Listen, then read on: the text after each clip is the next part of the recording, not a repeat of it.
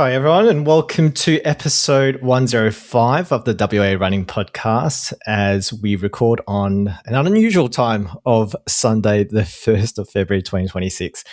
In this week's episode, we recap the last couple of weeks of results that include the state 5,000 metre champs. We had the Bunbury Runners Club Australia Day Fun Run. We had PTS Swissmurdie this morning, Sandman, and we get to preview the Busso Bay Run. That's coming up this coming Saturday. We have Vicky's verbalizations, and we finished the episode with Weapons of Warp. Across my screen is someone that's probably not sweating her ass off, but probably freezing a little bit on the other side of the world. Vicky, the former Sandwoman Richardson. How are you? Yeah, great intro. Thanks. I'm good, thank you.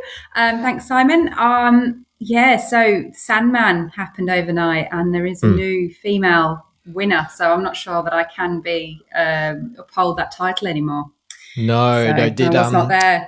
Did that person run a faster time than you, or I think she did? Yes. I think she did. She was second last year, in November 24th when I did it. Yeah. So, we'll get on to that later. But yes, I'm good, thank you. How are you doing, Simon?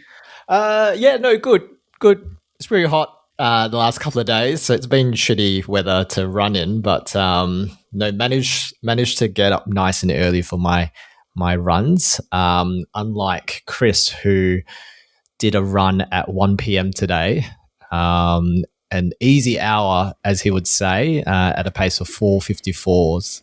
I'm not as crazy as Chris, but managed to get my runs in, which is really good. So, all right. Well, on the other side of my screen is someone who is leading one of WA's up and coming events in the local running calendar, the WA Coastal Running Festival, with a suite of running events in the northern suburbs, which I'm a fan of. That included the Burns Beach and Lake Gulalau runs last year. Although new from what we've heard and seen, they've already nailed race logistics, and it seems like they've got better bling and merch than a particular running festival that we have talked about in the past. Sean McCrory, thanks for joining us on the WA Running Podcast, mate. Thank you very much for having me. I'm looking forward to this. So tell us a little bit about yourself, mate. So how did you get into running yourself? What's kept you in the running world? Okay, introducing myself. As I said, my name is Sean McCrory. I'm a bit of an old bloke. I'm 55 years old. I've married 30 years, just gone. 3 grown-up kids. I grew up in Ireland, but believe it or not, I was actually born in Australia. You probably can't tell by the accent, but left here when I was very, very young, and my parents moved back to a little city called Belfast, where I grew up there. I'm in the fitness industry. I've been in the fitness industry for what feels like a lifetime. I've got a little fitness business. I say little fitness. It's a reasonably big fitness business up here in the northern suburbs called Rebel Fitness in Kinross. And as well as that, I kind of dabble and have for a while in other areas of the fitness business as well, with smaller businesses. And this time last year, established the WA Coastal Running Festival. I'm what my wife describes as an absolute sport nut. And obviously with a fitness trainer, I'm big into my fitness as well. So in regards to how did I get involved in running? I would probably say it was my first true love, if I'm going to be honest with you. It's probably the best way to describe it. And without sounding too big-headed, when I was younger, it was something I was naturally good at. I guess like most runners, you kind of start off at school with your running. That, and for me, chasing girls sort of helped me become a good runner as well, you could say. I was a decent sprinter at school. When I was a young lad, I was school club champion, represented the district and all of that as well. But as I kind of grew older, I found that I didn't fill out that much. I wasn't a particularly big kid. And into my teenage years, I sort of found that my body type was more designed for long distance running. So I went to high school. That's when I got involved into cross country and that sort of stuff. And again, representing the school, representing the club district level for cross country, which I loved. I was heavily involved in sport as well growing up in Ireland. I played Gaelic football, I played soccer and competitive tennis for quite a few years. But I always found that my running within those sports became my biggest asset. You know, my speed, my endurance and that type of stuff as well. So as I've kind of grown older and the sporting clubs have come and gone, I've kind of found that probably the one constant throughout my whole sporting life has been my running. And what's kept me at it, you ask? It's probably my happy place would be the best way to describe it. It's something that I love doing when I'm happy. It's something I love doing when I'm not happy. No matter how I'm feeling, I just love running. And obviously as a fitness trainer, you know the health benefits, both mental and physical, for running. So with all of that, and I guess your involvement in the fitness industry, why the WA Coastal Running Festival? Like, what was the genesis behind setting that up? Good question. Within my Rebel Fitness business, I'd previously run smaller fitness events, and as a passionate runner, it was always in the back of my mind, a bit of a bucket list. You know, one day I would love to do a running event, but with so much going on, I just sort of put it in the back burner. And probably like most runners, we've all got our favorite place to run. We've always got that go-to place that we like to hit.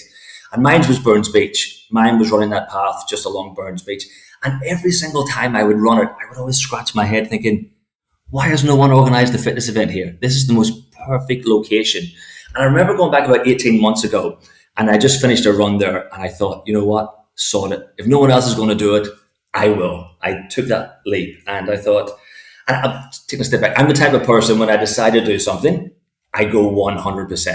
There's no half measures. I really go balls to the wall, as they say. And so I went away that day, and I done my homework. I done my due diligence, as they say, and I put together a plan. I designed a plan what I thought would make a really, really good running event.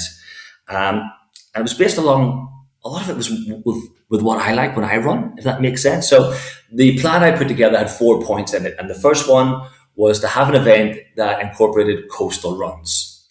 Have an event that, if it didn't incorporate a coastal run, you know, some kind of water, some kind of beautiful scenery. And Perth, actually WA as a whole, is a hidden treasure of beauty. And people don't realise that. There's some beautiful, spectacular spots. And we're blessed with some of the most beautiful beaches in the world here. So we are. So why not make the most of them? So that was part one of my little plan. Part two was I wanted to have my events have a real community feel. And what I mean by that is not just incorporate community local runners, but invite along local sporting clubs or schools so they could have a sausage sizzle there, so they could raise money for whatever they wanted to raise money for. Invite along local community coffee vans or food vans, that type of stuff. And I also decided that if I was going to look for sponsorship, it would be within the local community. It wouldn't be too big. It would be local businesses. So I wanted that community feel to it.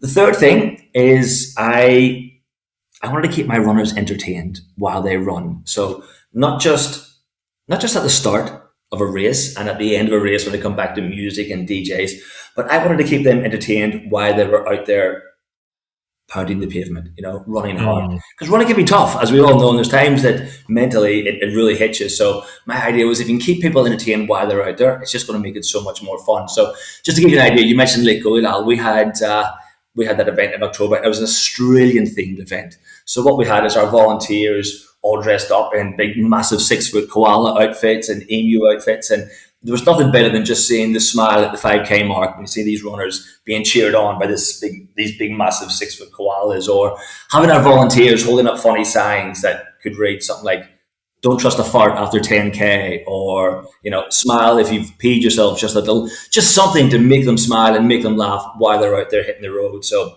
that was part number 3. The fourth was something I was really big on, the fourth point, and that was I wanted to establish what they call the raving fans concept. It's a concept designed by an author, a book I read many, many years ago by Ken Blanchard is his name.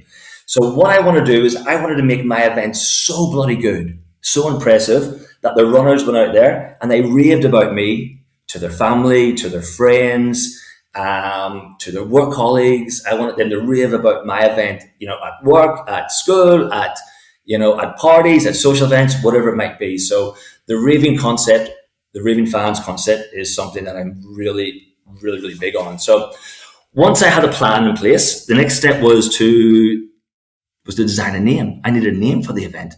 So I sat down with my marketing designer, a young lady by the name of Ruth from Wild Wave Media. Very talented young lady, by the way. She's fantastic. So she's worked for me for about 20 years on my previous business I was in. So we sat down and we brainstormed a name for it. And it was Ruth that came up with the WA Coastal Running Festival. And for me, it was like a drop the mic moment. I thought, yes, that is it. That is absolutely perfect. So that's what we went with. Not long after that meeting, I made what I consider one of the best decisions I could have made for setting up events. I reached out to a local running coach, and it was a young lady who I'd never met at the time. I'd only heard of her via a reputation, and she has one hell of a reputation for being an absolute genius in this area. So I dropped her a private message. Her name's Claire Franklin, and I dropped her a private message, and I explained who I was, I explained my idea, and I says, listen, do you fancy catching up for a chat? So I could just, throw my ideas at you. We caught up the following week, and we just hit it off right away. She's an absolute superstar. We had so much in common we've both got kids who are type 1 diabetic.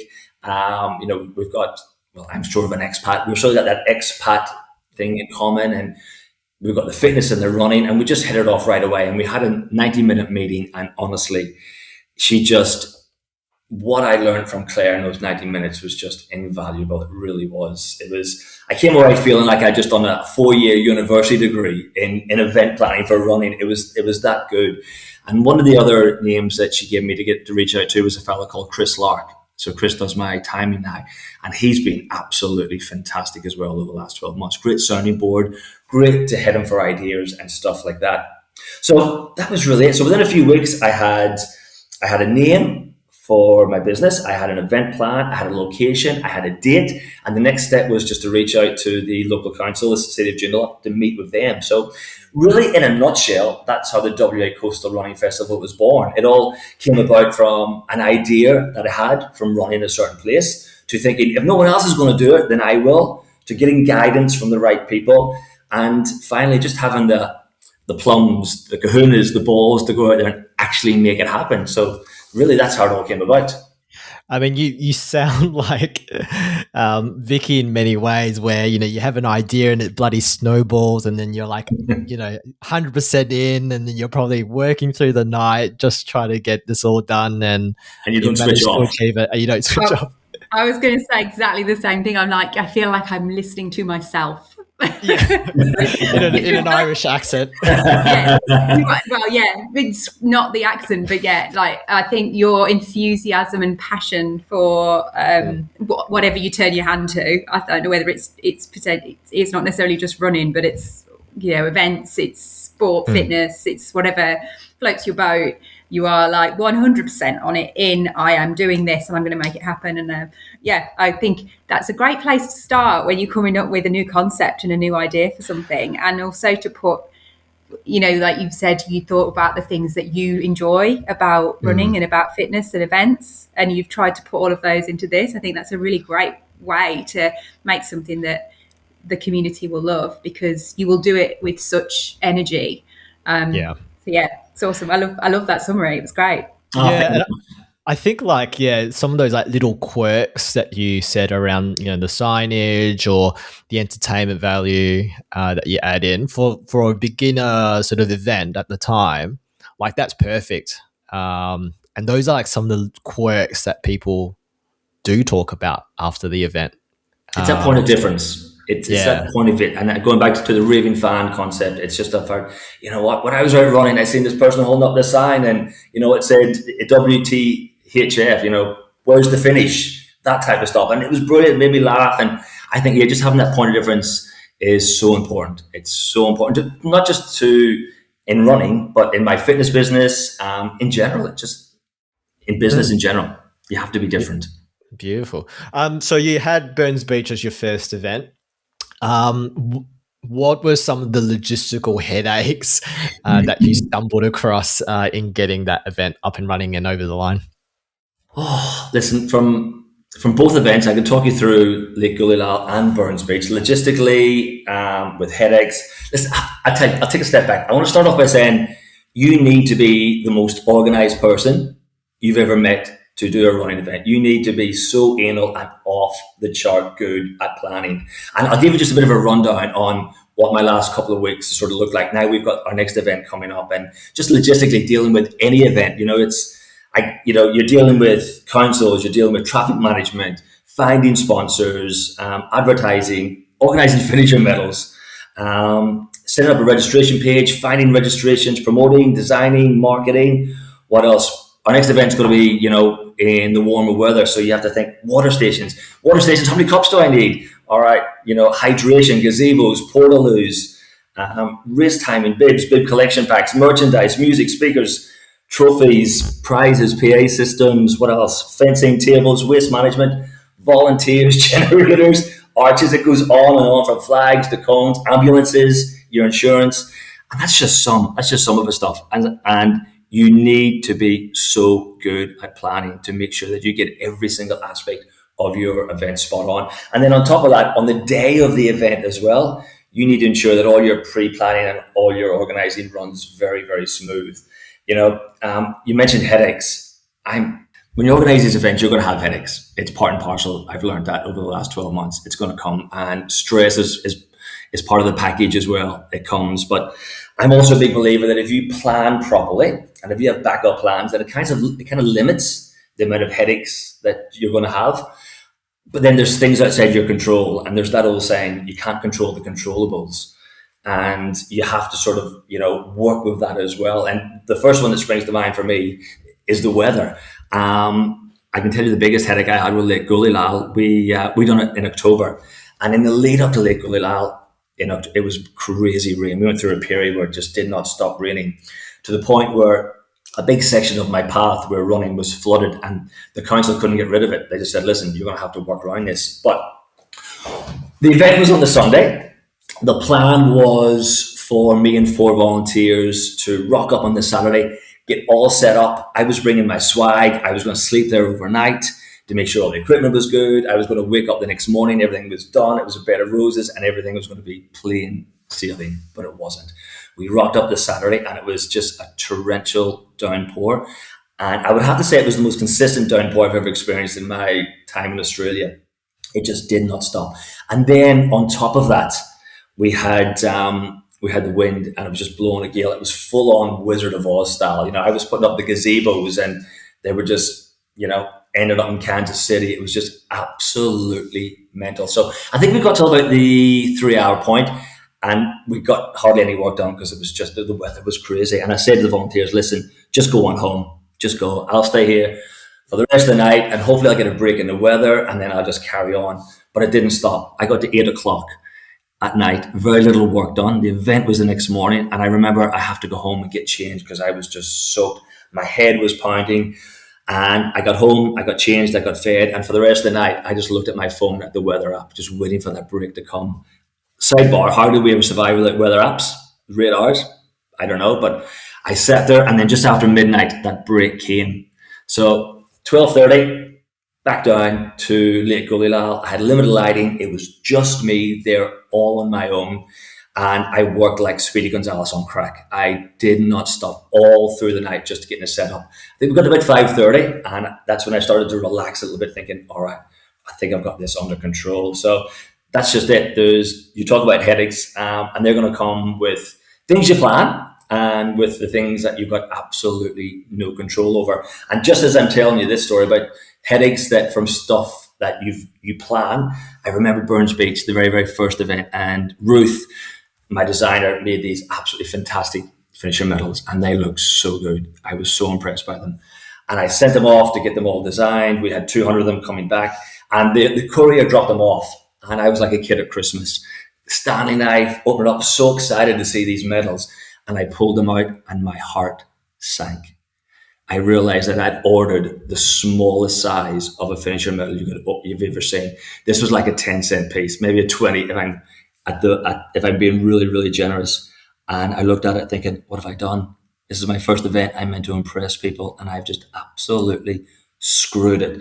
And I went on the front foot. I had to get out there and just explain what I'd done, because what I didn't want is to say nothing. People finish the race and they get this little finisher medal thinking, what the hell is this? So I thought, you know what, I need to make the most of this. I need to get on the front foot. I started to crack jokes about size doesn't matter and all this type of stuff, just trying to make it as best as I could. In the end, everyone was fantastic and they were very understanding about the whole thing. But yeah, that's just it. You're going to get headaches. You're going to get stressful parts to this just job. And that's what I've learned over the last 12 years. It's all how you deal with it. And it's just, you know what, no matter how bad it gets, just roll with the punches, because it usually works out. No, that's so awesome. I think when your event was on, I did a little bit of a stalking on your Facebook page and saw loads of really positive feedback. Didn't see a mention of the small medals, but I really like the fact that you say you were proactive about it. Did you have any feedback that surprised you? Were you because I was like, wow, this seems, I think we mentioned it on the podcast, that it was overwhelmingly positive, that the event that you'd put on, and given it was the first time you'd run that particular race. Were you surprised by that? Was I surprised? I asked him, was I surprised by the event, or have I been really surprised by organising events as a whole? The reception that it got.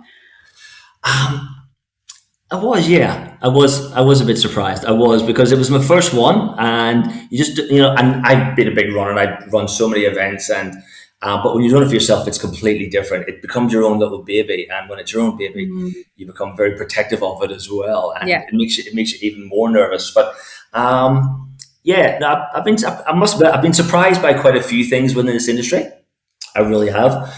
I'll tell you, the biggest thing I've been really surprised with is the buzz. As someone who's 55 years old, I've been around quite a bit. I've seen and done and achieved quite a bit. I didn't expect to get the buzz I was going to get after an event. It's almost like the buzz you get when you finish a race and you've just done a PB or something. But every time I finish an event, from the feedback that I get from people, I'm buzzing for weeks, absolutely for weeks. From when someone finishes the race and says, listen, I love that. Or from the feedback, as you just talked about, Vicky, on the social media, when you're reading it later that night, and the feedback forms that we give people afterwards, man, it gives you an absolute cracking buzz. Yeah. So that's that's really surprised me. Yeah. Yeah, I can understand that. I work for HBF and I'm on Run for a reason. And last year we did quite a big piece of research to participants, but also like the general public. And we received such great feedback. And it was lovely. This was probably 3 months after the event that we were reviewing it all. And you just get this warm, fuzzy feeling, because it is, so nice to hear people reflecting on something that has given them such joy, and that even like days, weeks, months down the line, they're still reflecting on it in a positive way. It's just contributing so well to the community and the Perth running community as well. What I think is hard, it sounds difficult, is you must have to juggle an awful lot. So you've obviously got a successful business, a successful fitness business that is your full-time job. And then you've added just, a little run event here and there.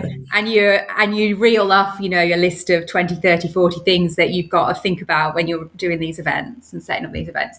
How do you juggle all of that with your family life? With, you've obviously got a very understanding wife, you've got children, you've got a personal life to live as well. How do you manage all that?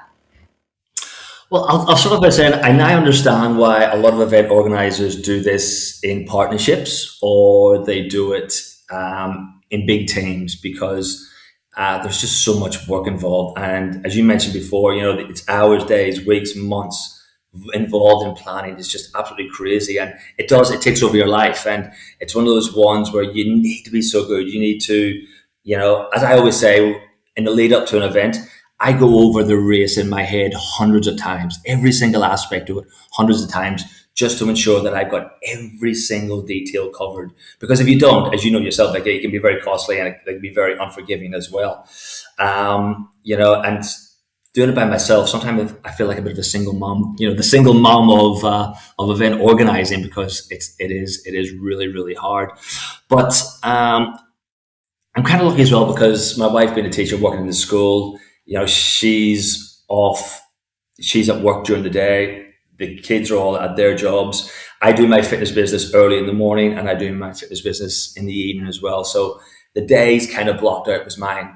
So the day that I block out is all my time, and that's when I get a lot of the work done during the day. So during those hours, my alarm goes off every morning at 4:30. And most nights I get in the house probably about 7:30. But the in-between part is when I can get the majority of the work for the WA Coastal Running Festival done. But you need to find that balance. And, I'm hitting a period now where the next event's 7 weeks today. And this is when it really starts to build up. From 6 weeks onwards is when it really just snowballs. So I get a lot of downtime when it's over.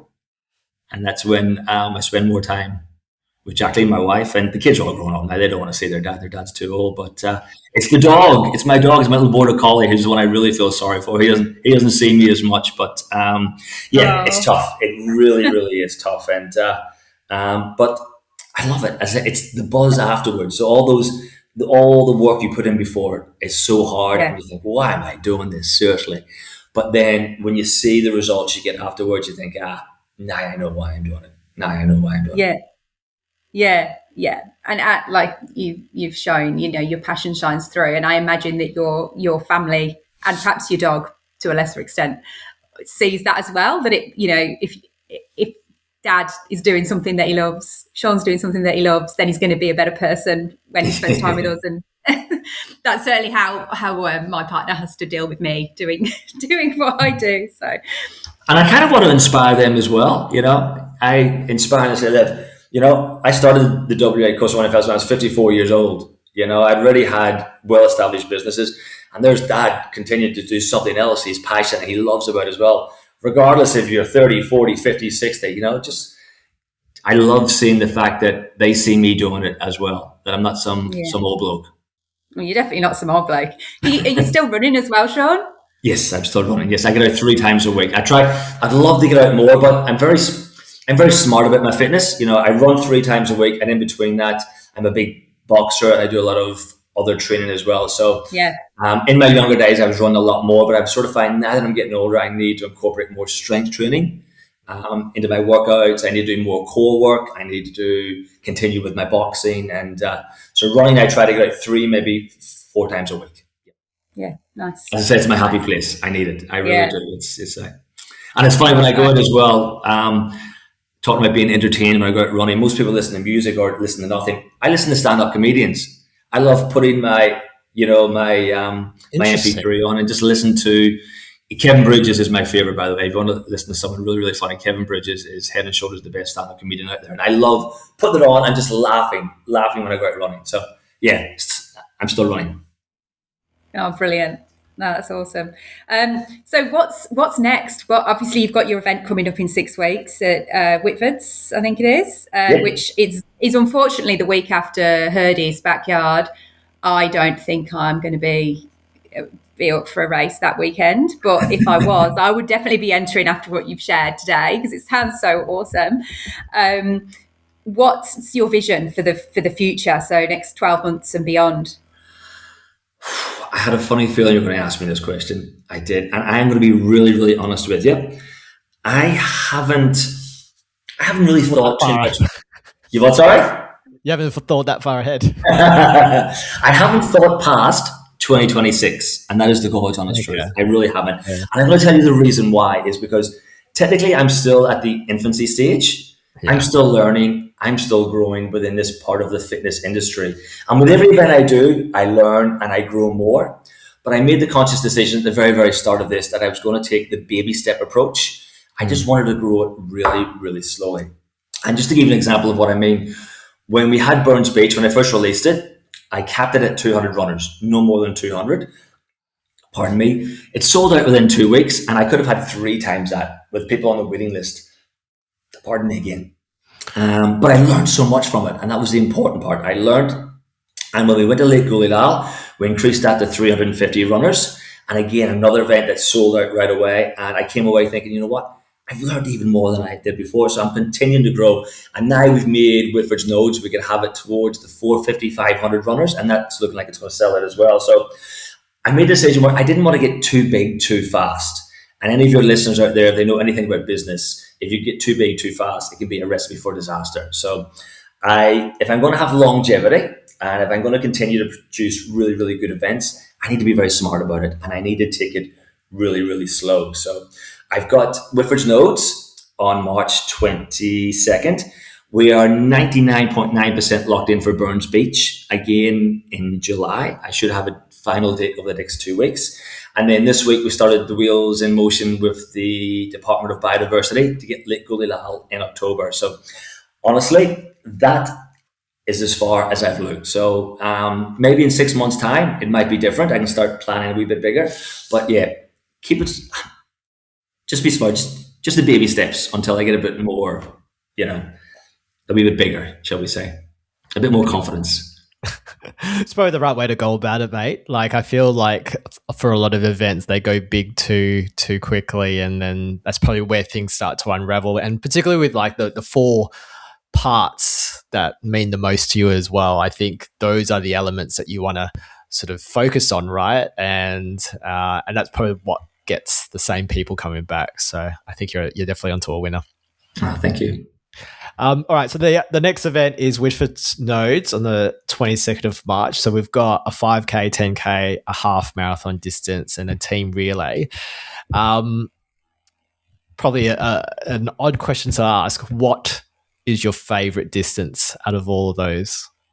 Well, I am really looking forward to the half marathon because this is the first time that we've done a half marathon within the WA Coastal Running Festival. So before that, 15K was the most. So I'm really excited to have a half marathon just to see how it goes. And I'm super excited as well that we had Kim Vivian come in recently, and he's certified the course. For anyone who knows Kim, you know that this is going to be right down to the very millimeter spot on correct. So I'm excited to have a course that's been certified so runners can come in and say, you know what, I can use my time for this, for one of the majors, for example. So super excited to see how the half goes. But in saying that, the 10K has probably sold the best. We're over 200 runners already for the 10K, so that's been very popular. But we're nearly sold out. I think looking at, we've got about a dozen tickets left. That's how good it is going. So, but you know what's good as well? I love the partner relay. I love watching the mother and the daughters, the father and the sons running together. So with the 20K partner relay, one partner stays at base, other one does 5K, and then partner 2 does 5, while partner 1 rests, and they do 10K each. But one works, one rests, and it's brilliant at the end watching the could be husband and wife, or whoever it might be, just having that sort of that moment that they've just achieved something pretty special. So they're all special. What am I saying? They're all good. I love them all. I really do. I love them all. Beautiful. As you were talking about the team relay, I was thinking, Vicky, because you and I had done Herdys the weekend before. How hilarious would it be if we attempted the team relay? Like hilarious. I was thinking the same thing. I think we should probably enter it. Yeah, I think you should as well. I can't imagine finishing a backyard ultra not being injured, but I need to not be because I'm pacing Bunbury in April, so I have to be good for that. So maybe we should enter it, and then that gives me even more reason not to stuff myself up. True. Well, how about we enter it anyway, and then we'll consider. Good. Please do. I would love to see you there. Would love to see you there. Yeah, done. It sounds great, and we get to come up with an awesome team name as well. I love that element of team events. How about we sign up, come up with the name, and then we can revisit Sunday. After that Friday of Herdys. Rope in a few subs if we have to, we'll sub someone in. Done. Sounds good. All right, Sean. Okay. See, before I go, would you mind if I just say something before I go? Yeah, go for it. To me, it's just 2 words. It's just thank you. I just want to say to people who are listening, a massive thank you to the people who over the last 12 months have helped me get this business off the road. Someone said to me 12 months ago, this is where you'd be. I would say, listen, whatever you're smoking, give me some of it, because I did not dream I would be here. So thank you to the people who have helped me get it off the road. Thank you to my volunteers who rock up and make my events so special. Honestly, my volunteers are absolutely amazing. And final thank you to the runners of WA, not just Perth, but they've come far. They've come from all over WA, which has been tremendous. And my wife will tell you I'm not the most warm and fuzzy type of person, but my God, these seeing the support I've received over the last 12 months just puts a massive lump in my throat. And I cannot thank everyone enough. So just while I have a voice publicly, I just thought I would just get just 3 big thank yous out there. Beautiful. Well, like based on what we've seen and the feedback we've heard, it's an absolute winner, and we look forward to seeing how Whitford Nodes turns out. So all the best, mate. Thanks for joining us. So if people want more information about the Coastal Running Festival, where do they go? On our socials is probably the best part. The WA Coastal Running Festival on Instagram and Facebook as well. That's probably the best place to go for now. And as I say, if you're thinking of doing Whitford's Nodes, get in very, very quick, because I would imagine probably over the next 2 days or so, that'll be it. Absolutely sold out. So get in quick. It will be now. Now you've been on here, like my YouTube on, it'll definitely sold out. There is definitely one entry. Sean, thanks for joining us, mate. Thanks for joining us on the WA Running Podcast. Thank you very much for having me. I appreciate it. Cheers, Thanks, Sean. Take care. All right, that was Sean. How good was he? What a great guy. I love Sean. There's a lot of energy there. Oh yeah, love it. I am here for that energy. That is great. I mean, I just think that I know he thanked everyone profusely, but I think that having such a clear vision, having those 4 pillars of what he wants, his running events to be, to be fundamental to all the events he puts on, and that view that let's not grow too quickly and make sure that we're and to care so much that be worried about the medals, the size of the medals. Bless him. I just think that at the end of the day, I do feel like the moments that you get on course, of whether it's the signs or the theming or the outfits or the volunteers cheering and so on, are always going to stand out more than the medal that you get at the end, in my opinion. I feel like that's, it's, what makes you feel good about it. So, great interview. It was very good. I mean, I know you jotted down those pillars, and it almost feels like those pillars were the things that were missing at the Perth Running Festival in many ways, right? Like the fact that, engaging the community, the entertainment value, and those bits that I guess is what people like in smaller events, but perhaps doesn't necessarily translate to a bigger event. Sometimes it is quite hit and miss, but it's good that he prioritizes that, and particularly he's not looking to rush into growing the events as well. It's like little incremental steps as well. I think the difference is when you're designing, you're coming from that love of running, community, sport, fitness, and a place as well, love of a place that he clearly runs a lot and enjoys. It's designing it for yourself, but basically, didn't he? He designed something that he knew he would love and thought that other people would like that too, and it turns out they do. Beautiful. All right, well, I think you're going to have to cut this bit because I need to go and run and get my charger. Okay, all right. Cutting this bit. You can keep me in walking up the stairs. Yeah, we keep this. So currently, Vicky's just running up the stairs and trying to plug herself in. I've got different location. Get a bit of a tour of the place. Tour of Middle England. I mean, what we could do is I could cut this bit out, but then just like chuck it at the end. So if people do want to hear a bit of like outtakes action, me fetching my charger. Slot it in the end.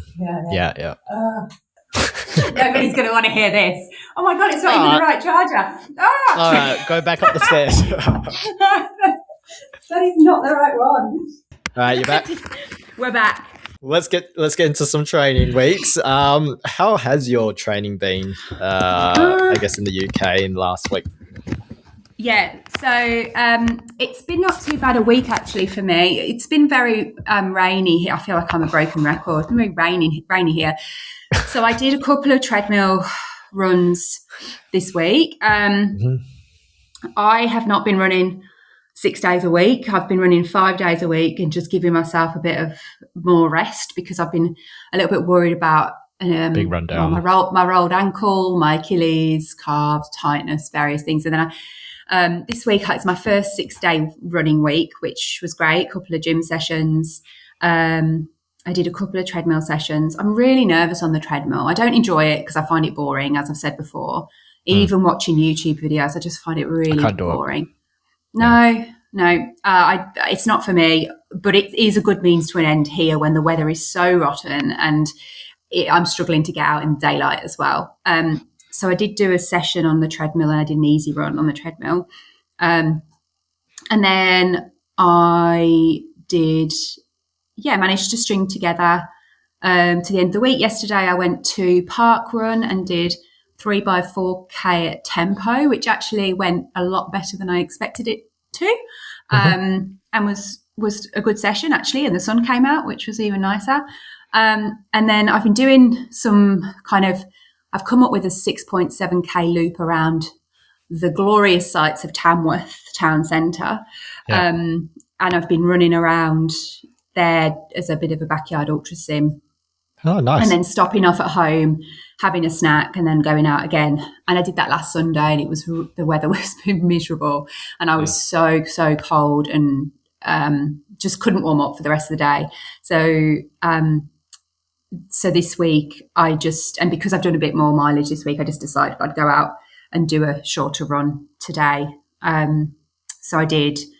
I met a friend at his house and went and did a kind of just 16K around the lanes, which was really nice. And did my last person standing, ticked off week 18, which was good. So I did about 8K this week.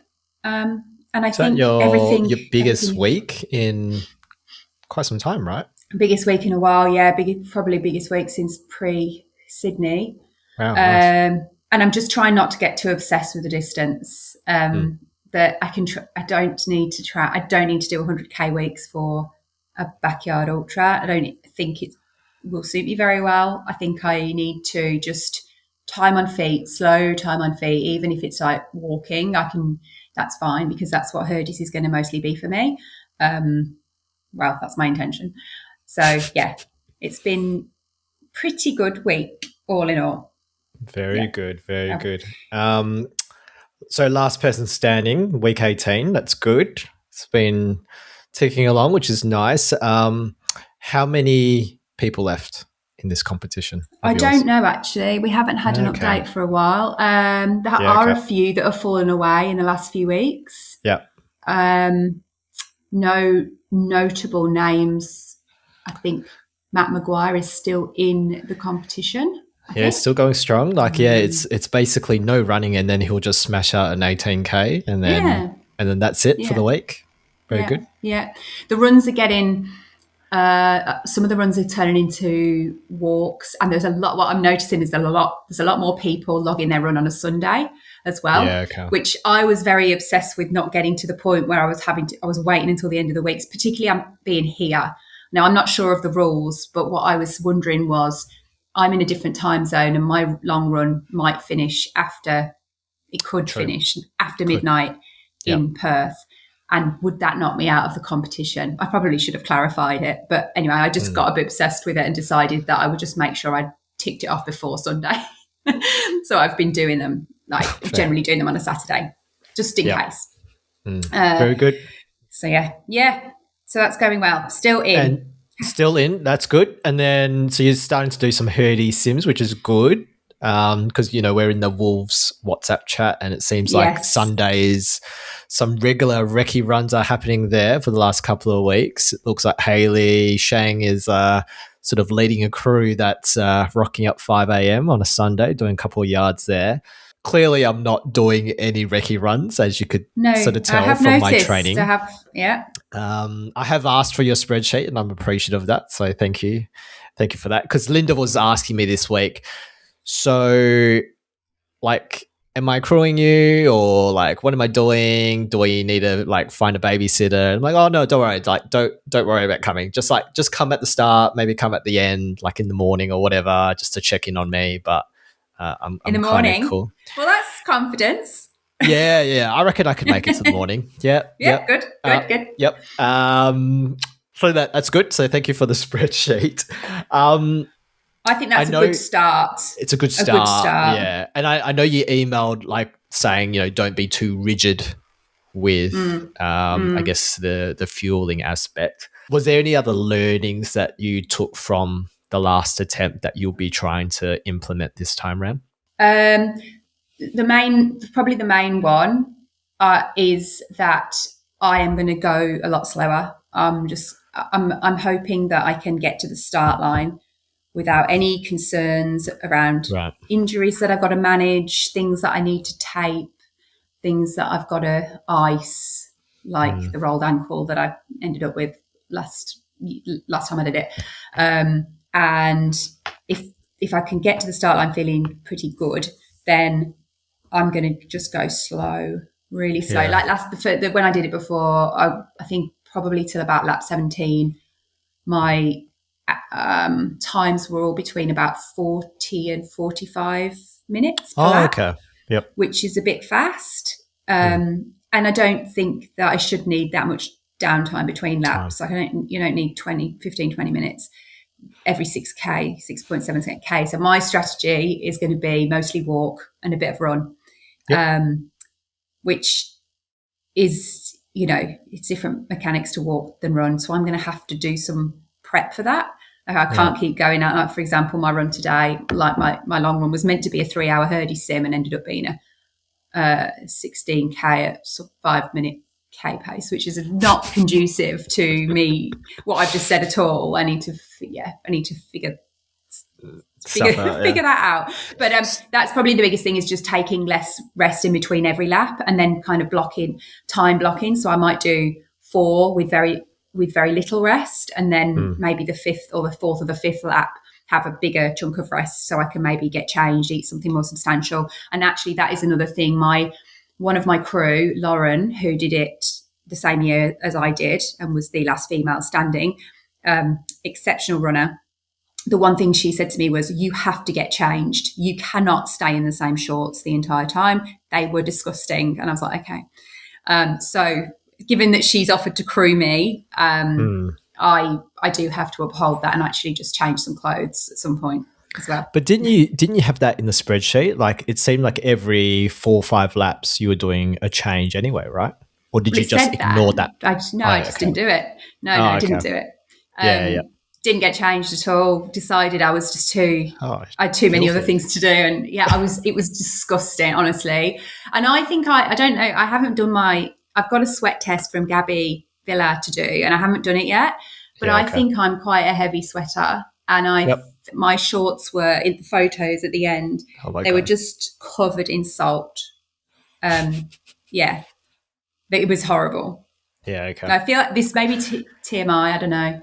But anyway, that's what we've talked about. Shitting. We've been talking about shitting our pants on this podcast. That's fine. I mean, so like, because I know in the spreadsheet you had wet wipes, you had shower and change of clothes in there scattered. I did wet wipes. I did do wet wipes, and I did try. But it was so humid that year, and it's a high possibility it will be the same again. Very hot, very humid. I just had sun cream, or it was just disgusting. Yeah. Like, I was so like wet wiped and then sunscreen and then wet wipes and then okay. Not very nice. Yeah. And then you'd like trying to change, and it was just all a bit much. So I'm probably just going to be a little bit more, hopefully, a little bit more spaced out with when I do those things in my plan and actually do them. And if I just can follow those rules, then it should be okay. But look, we'll see. You never know what's going to happen. It's always a bit of a unknown. Looking forward to it. I'm sure we'll talk about this as we get closer. 100%. I might do a sim here and there, maybe. You should do one. I'm coming back to Perth on Thursday, so I will be down the next.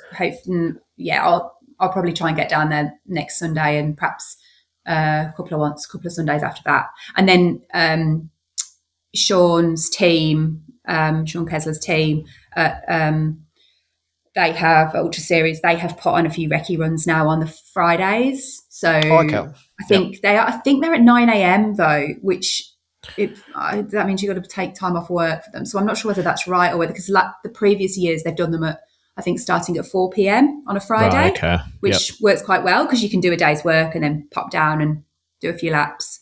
Figure out logistics from a Friday 4 p.m. when it starts. Yeah, that's a good point. Yeah. So, yeah. Anyway, your training week.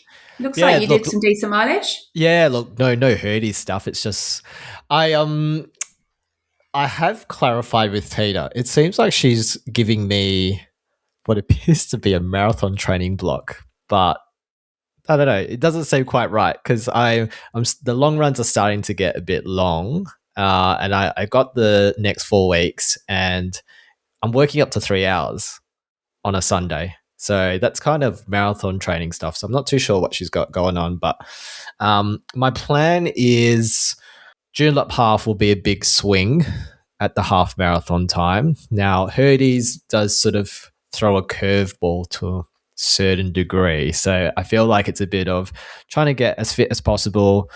There will be Herdys, recover from Herdys, and hopefully get back on the bandwagon and be good and ready to go come May. But yeah, no, this week 110 Ks, which is good. I don't think I've done over 100 in quite some time. Maybe before Melbourne. I think I've done 100 here and there, but 110's the most it's been for a while. My sessions this week have been pretty rubbish generally.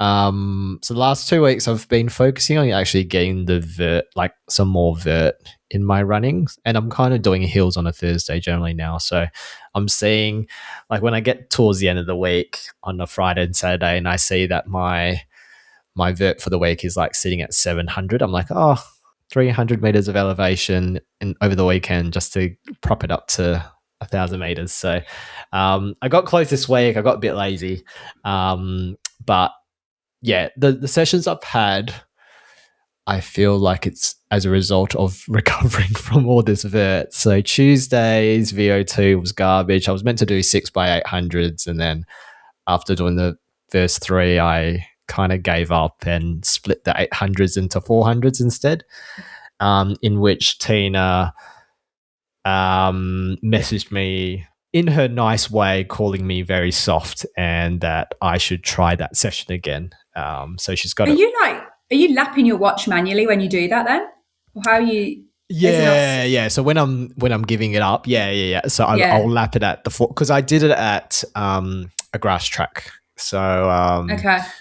I ended up just like doing the lap, and then I'll just lap my watch, and then I think I fucked it up anyway, so it doesn't appear right on Strava because I think I must have like accidentally cancelled the lap. So yeah, it wasn't a good Tuesday anyway. Thursdays have been sort of green mile variations in some way. So did that with Hayden Brook and Matt Kim. So Hayden's sort of returning to running and has been doing a lot of hills. That includes green mile. So it's good to join him doing that. I'll do variations of green mile over the next couple of weeks. And then we had alternating Ks yesterday. So it was probably the first time I've done alternating Ks since Melbourne Marathon. But they were alternating Ks, but with very spicy paces. So she had the alternating Ks set for 3:30 for the on, and then 3:45 on the off. I did not hit that. So yeah, it was a shit time. What was the temperature? Wasn't too bad. I did it early because we had the Bix run at 7:30 at Kalamunda, so I ended up doing it near Joondalup, like near home, at 5:30. So it was actually quite cool. Oh, you did it first, and then you went to Kalamunda. Yeah. Gosh. Oh, Linda's been very accommodating this week. Oh, yeah. She has. So yeah, no, I did it. I don't know, she was sleeping, so it was fine. Like, it was okay. Like, I wasn't sacrificing family time. No, I did it first. So I did it like 5:30. It was cool enough. It's been windy over the last 2 days. So that was probably the only issue, but it was fine. I think if I ran with people, like if I had Dan in my ear, just abusing me, maybe I would have been able to hit the paces a little bit. But yeah, doing that solo was a tough time. But all in all, hit 110. Like this morning, did a long run. Was good. What's your reasoning for the hills? Is it purely just building strength? Because you haven't got any hilly. Well, obviously, Transcend is way down the track, which I haven't given any thought to whatsoever yet. But there isn't. You haven't got any hilly events coming up, have you? No. So yeah, you're right. It's purely strength, which is really much a weakness of mine, because I think I do have the speed. When I'm feeling pretty fresh, my Tuesday sessions are quite good, and I can get fast in those short reps. And aerobically, I'm okay as well. So yeah, it's that in between sort of threshold strength in my legs that I'm a bit weak in, and I do get quite lactic in a lot of my races, particularly in the 10K and half sort of distance. So yeah, it very much is working on the strength in my legs. And even, if I'm doing hills with other people, whether it's Chris or even with Hayden on Thursday, huge weakness of mine. Yeah. So really just focusing on that for the next little while. And to be honest, it's the fact that it's very hard and I want to get better at it. It's kind of motivating me to get out of bed on a Thursday. So that's really the way to go. Really, like Thursdays will be hills, and then Tuesdays and Saturdays will be, the VO2 tempo threshold type running. So that's kind of the formula for the next little while. Hitting 100K weeks basically for the next little bit of time. And you've strung a few together now? Here and there. I had Matilda Bay 2 weeks ago. So that was the down week. But yeah, I'll try and string that together for quite some time. I find that if I'm not hitting 90 to 100K weeks, I don't feel fit. So I am feeling fitter, which is good. That's good. Yeah. Cool. All right. Well, let's move on to results. So we had a bunch over the last couple of weeks. So we'll start things off with the state 5,000 meter champs, which was on the 24th of Jan. Chris was actually there, so it was a shame he's not here with us tonight to recap it because he was there with our mate Matt. But in terms of results, in the men's race, we had Smithie taking out the win in 14:23, followed by Andrew Hellbush in 14:36, and we had Josh Nearvort in 14:44. So reasonably close race. I think Smithie was hoping to go under 14, but was unable to get that done, but still get the title. And I think from what I remember, Smithie, I think, has won a 1,500 title, a 5K title, a half title, and a marathon title. So he's sort of gotten the full suite of state championships. So good on you, Smithie. And then in the women's race, we had Ava DeBritz taking that out in 17:01, Rebecca Bolster in 17:03, and we had Brittany Moore in 17:08. I remember Chris mentioning that this was a really, really close race. So it was good to see there, and you see that reflected in the results. Sinead was on the start list, and I remember Saturday morning wishing her luck, and then unfortunately she had told us that it looked like she it felt like she had a stressy, and it was then confirmed a couple of days later. So hopefully, Sinead, you're on the mend. But yeah, would have been great to see her on the start line. I think she would have smashed the race there. But hopefully you're on the mend. Vicky, we had the Bunbury Runners Club Australia Day Fun Run. Yes. And I was not on the podcast that you did with Ash and Alice earlier in the week, but I did listen to it on one of my runs this week, and they mentioned that Alice had running this event, I believe, in the 10K and got herself a PB. Monday the 26th of Jan, there was a 5K run walk and a 10K. This event looks like it was done with donations, part of the proceeds going as donations to the Bunbury soup van, which was an awesome cause. So that's great. In the 10K, the first male was Adam Scott in 38 minutes, 20 seconds. And the first female was Hannah Paget in 41:40. And in the 5K, the first male was Kaylin Bennett in 16:40. And the first female was Jodie Evans in 20 minutes and 23 seconds. So looks like it was a good event. Yeah, very good. We'll move on to the events that were on this morning. So we had PTS Swissmurdie. That was at Mundy Regional Park. So we'll cover the black and blue races. So the black is the 15.1K race. Get to mention Kaylin's name again. So coming first was Kaylin Bennett in 1 hour 17 and 8 seconds. We had Sota Mahara in 1 hour 17 and 15 seconds. So very close there. And coming third was Santiago Pedro Morales in 1 hour 18 and 52 seconds. In the women's race, we had Ebony Regan in 1:36.25. Coming second was Susie Barwise Munro in 1:36.48. And coming third was Celine Galton in 1:47.49. In the blue course, which is 9.1Ks, we had William. Oh, it's going to be a tough last name. That's a good one. That's a lot of vowels. William Litainen in 52:34, probably.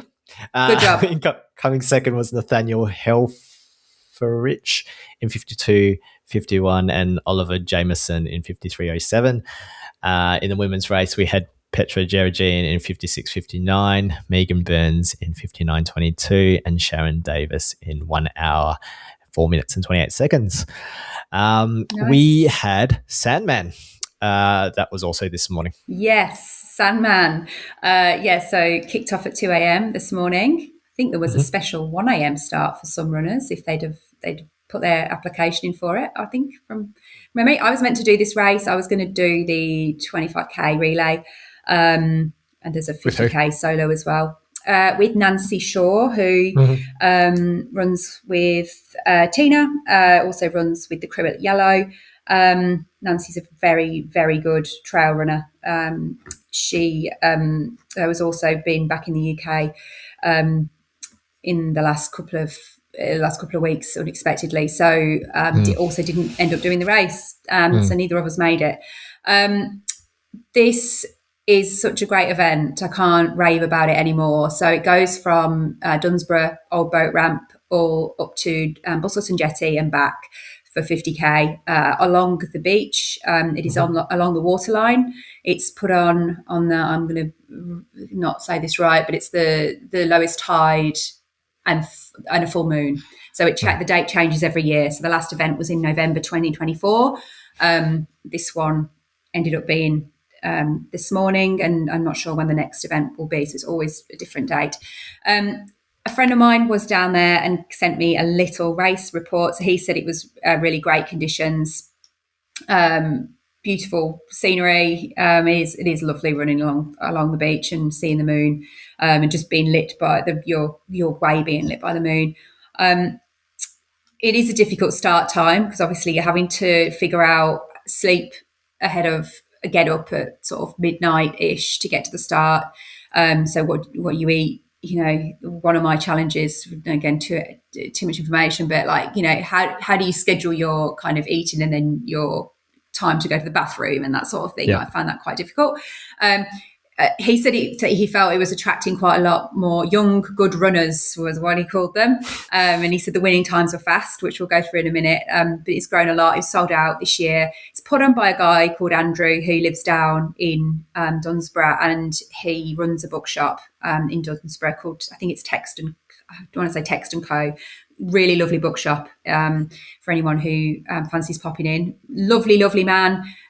Really kind man. Last year he put Kevin Matthews up at his home because Big Kev was going to sleep in his swag and was fine with that. But yeah, Andrew offered to put him up and did. And he was also offering people lifts who were not local and needed to get to the start, things like that. So he's just a great guy. he always gives away lovely prizes from local, like either his bookshop or local gallery, that sort of thing. So it's a really nice event. So on to the results. The males. So Jack Valentine was first in 3 hours 39. Nick Baldwin second in 3:45, and Graydon Wilson in 3:46. I feel like I got the good end of the deal with these names. Honestly, they are very easy names. The females, Maluka Bancroft was first in 4 hours 18. Tammy Lovett in 4 hours 47 was second female, and Alex Van Heerden was third in 4 hours 57 minutes. And then in the teams, and as I said, I always love team events because you get to put together great team names. So team 1 were very confident, and so they should have been, because they finished in 3 hours 40. That was Miles Allen and Connor Farrell. The Guinness Guzzlers were second in 3 hours 48. Nick Hager and Lowen Ferry. And official Asterix Salomon race team was Levy Quinton and Timothy Harvey in 3 hours 49 minutes, came third in the team race. I will just give a few shout outs to people who I know who did the race. So Janet Mulder took a last minute entry that came up on a Facebook group and finished the 50K. Janet is the person who I've mentioned on the podcast before, who she wins everything. She wins every competition that she enters on social media, and she also races an awful lot of races and does a great job. So she did as a bit of a Herdys training run.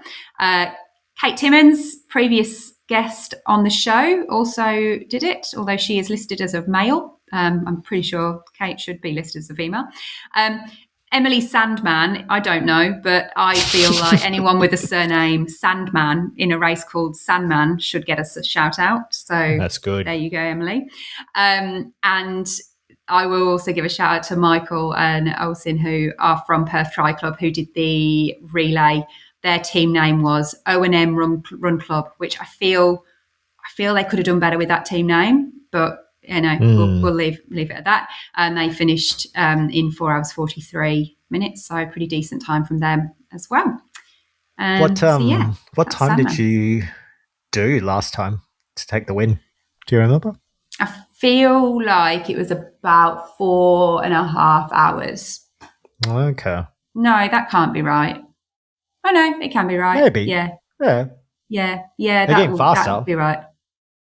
Yeah. I'm pretty sure it was like 4:29 or 4:31 or something around that. I'm sure. Yeah. Okay. Yeah. So Maluka has beaten my time. Definitely. I definitely didn't do it in less than 4:18. Yeah. Fair enough.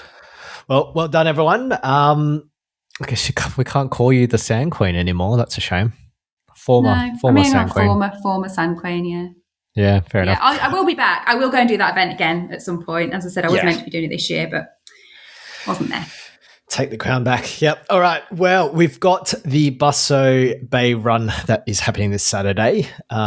We've got a marathon that had 300 entries that starts at 5:30 a.m., a half marathon with 1,000 spots that starts at 6:30, a 10K with 500 spots that starts at 6:45, and I think a 5K starting at the same time with 200 entries.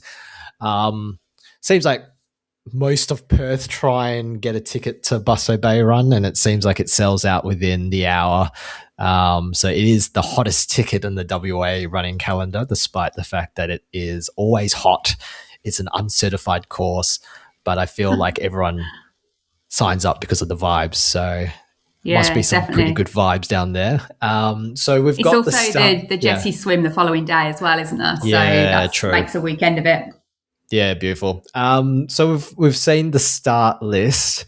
I've only just perused the list and just picked out some names. So I'm sure I've missed heaps of potential winners, but we'll start with the marathon. Top of the list for us is probably Matt Damassi.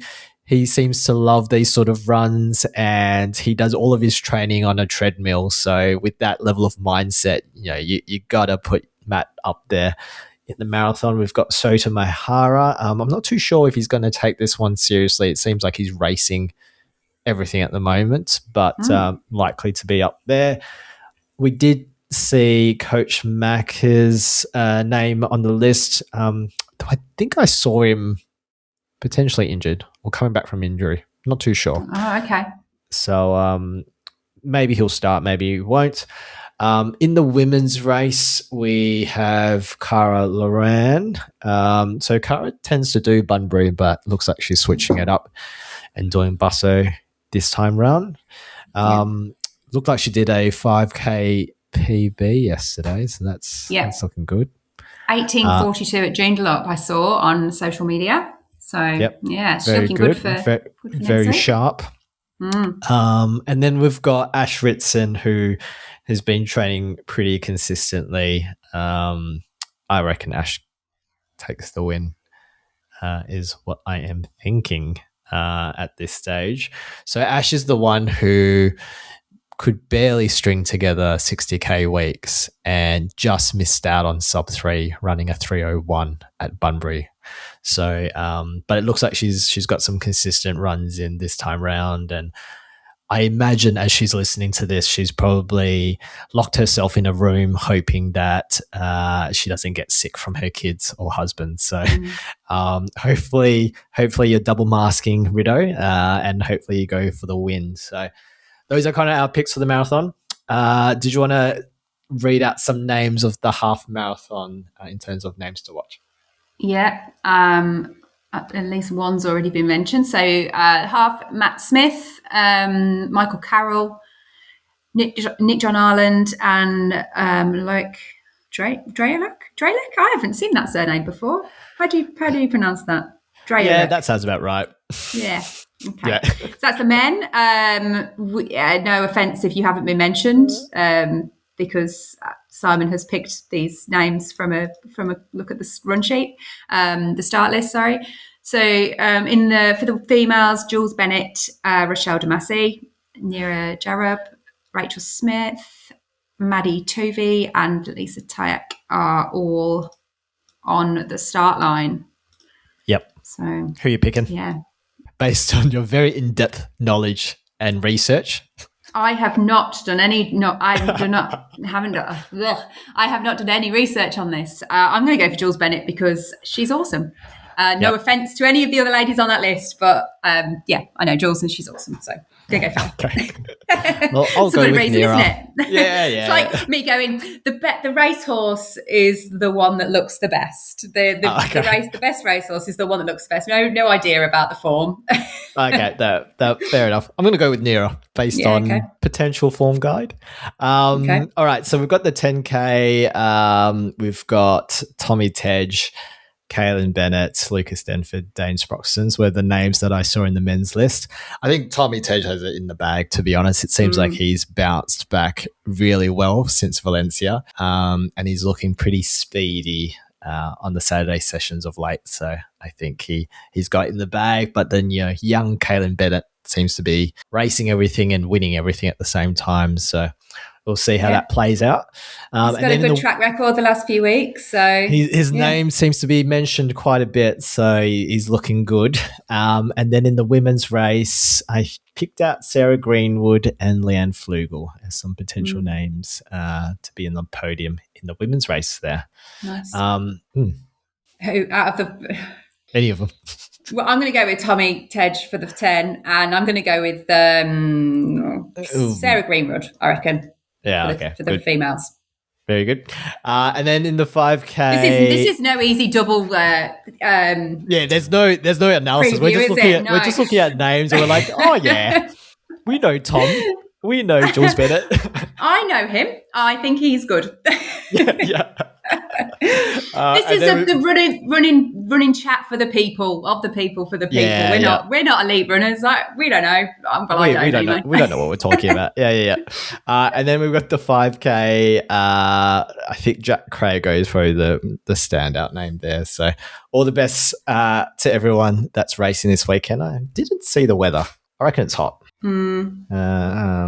It'll be the wind down there as well, won't it? I did have a little look at the weather for next weekend, but I didn't extend my search as far as Busselton because I wanted to see what I was coming back to mainly. Oh, fair enough. It's 36, 38 degree kind of weather you're coming back to from the looks of things. Where I live, it seems like Saturday's 38 degrees, so it's not nice, but no. Good luck to everyone. Yeah. Hopefully you stay safe and hydrated, and all the best for your races. We have the John Forrest Trail Run on Sunday, the 8th of Feb. And we have a bunch of races that in March that includes Herdys, as well as the Whitford's Nodes Run as well. And then we've got Bunbury Three Waters Running Festival, which seems to be sold out actually for most of the distances. Feel like we shouldn't mention it anymore. You can't get a ticket. No, but I guess there will be some, I'm sure there'll be some swaps for the marathon and the half marathon. Because so if you sign up for a wait list, you might be able to sneak in. So, it's shaping up to be a great event. All right. We've got Vicky's verbalizations. Yeah, just a quick one. I will just give a shout. I'm not going to be, it feels like a conflict of interest, so I'm not going to go on too much about this, but we do have HBF Run for a Reason opening on Tuesday. This Tuesday, the 3rd of February. Early bird opens, so look out for that. The event is on Sunday, the 24th of May.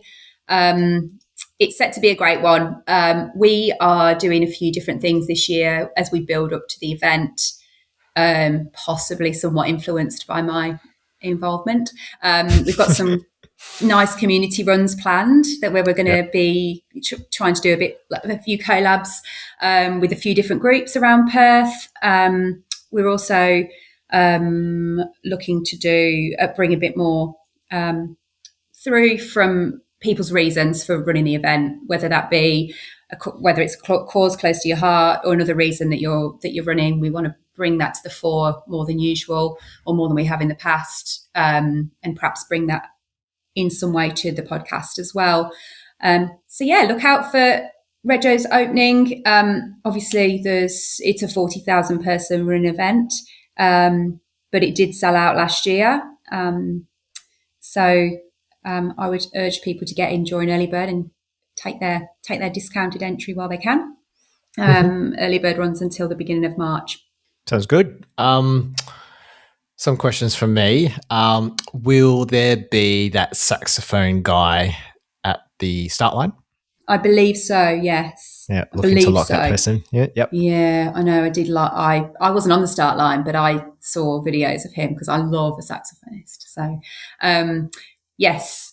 Yeah, hopefully. It'll be vibes anyway, the start line. Yeah. I mean, despite the fact that it was pissing down at the half marathon start, it was a pretty amazing start. That was pretty epic. It looked incredible. Yeah, as I said, I was on the finish line. So didn't get to see it this year, but it's pretty awesome as major running events go, I think.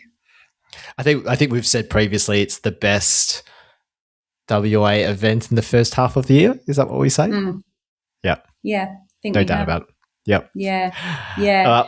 No, the team do a really good job, and our event team that we work with, they travel a lot to different conferences on the East Coast in Asia, and always try and kind of bring back learnings from different events, from major marathons. Okay. They were over in Sydney last year and kind of did a walkthrough of all of Sydney setup, although I wouldn't be taking advice from them on the start line because it was pretty crap, to be quite honest. So I'm sure they won't. But yeah, it's a good team. So yeah, there's a 21K, 12K and a 3K this year. Yeah. And I might get you in trouble for this, but marathon? No. No. Okay. Not at the moment. No. Not at the moment. Fair enough. Not at the moment. We'll wait and see. Yeah. Weapons of warp time. So I think previously we talked about how you get free Yoshi for the next couple of weeks, which I feel like you've been missing out on, Vicky. But it seems like lots have claimed the free Yoshi. So if you do the 25,000 steps, you get 100% off up to the value of $15, which is awesome. So we've seen some suspicious behavior in and around the free Yoshi grab on a Sunday, whether it's Yoshi farming, people wearing multiple watches to clock up the step count of their mates, not naming any names SOTA. And then we had Ryan Greenwood I saw today running at 12:30. Now, I actually saw Ryan on the bike this morning after my long run. So he had clocked a 70K ride, but he must have been craving some Yoshi. So he went for a 10K river run at 12:30 to be able to clock some steps to be able to make the 2 p.m. deadline. So shout out to Ryan. It would have been fucking hot at 12:30. Yeah. So very, very well done there, Ryan. But probably the standout of the Yoshi grab was one of the listeners, Jamie Harrington. He was very smug. He did 71,000 steps one day. He rocked up to Yoshi to redeem his $15 discount, only to be told by the attendee that he went on the wrong day and he needed to come on a Sunday and it needed to be clock on a Sunday. So I think he's probably my weapon of war for this week. Oh, Jamie. I'm not too sure what he was doing to clock the 61,000 steps, but I think I'm just imagining the scenes of his face being told that those 61,000 steps meant nothing. And I have to say, like, I was just looking at, you're in this group, but the Herdys Wolves chat, the amount of Yoshi photos I know. after today's recce run that they did. They must be getting bombarded with this, surely. Sure. Well, Yeah, I mean, or maybe not. Maybe we are very consumed by it, but the average person on the street is like not aware at all that this is even a thing. No, like it seems like a lot of people are clocking a lot of Yoshi, free Yoshi after their Sunday long run. So it's good to see. I think it's not going to last very long. I think it's until the 22nd of Feb. So I think we just make the most of the next couple of weeks. So when you're back I can't this wait. week, yes, I am get amongst there. it. Done. Yeah. Done. Yeah. And then my final weapon of warp for this week is Nita Traeger. So she's been a previous guest or athlete as part of Perth Running Festival. And so she rocked up to the Bix community run yesterday with the full get up. So she brings along a tripod for all the photos for Instagram. So it's a very elaborate setup that she has, and it's made me wonder. Like every time she does go for a run around Whiteman Park, she does take some great photos, like with the group that she's running in. And now I know why. She brings a bloody tripod and gets the photos done. So she's a proper Instagram influencer. Absolutely. That's serious commitment. Absolutely. Some serious shit going on. So Nita, you are my weapon of warp this week. So kudos to you. Anything from you, from your part of the world? Any weapons that spring to mind? I don't have any contribution here. No. I'm sorry. I don't. Yeah. I have been thinking, but I don't feel like after 10 weeks in the UK, I feel quite disconnected from the WA running community. Given I haven't shown up at a run for that long, and I have been doing a lot of my runs on my own just because of time and groups here meet late, and I'm not waiting until 7 p.m. to do a run with other people.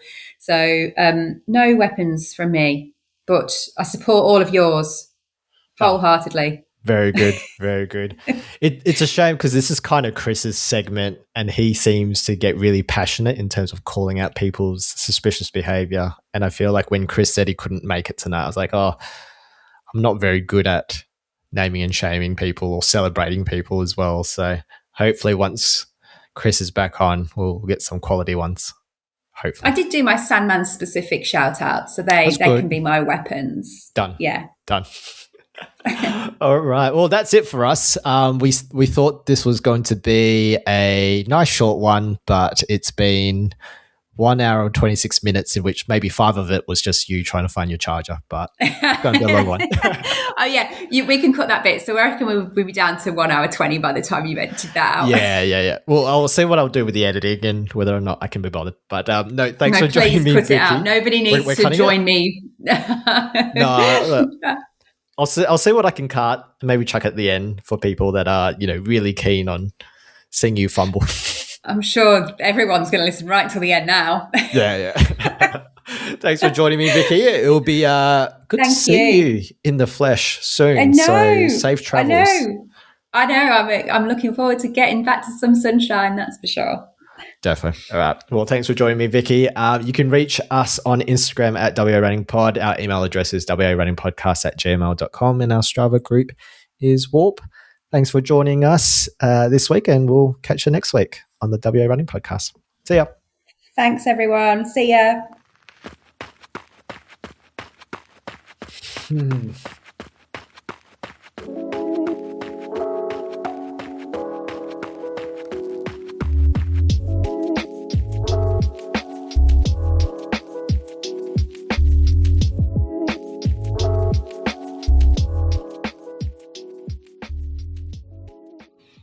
It's a long one.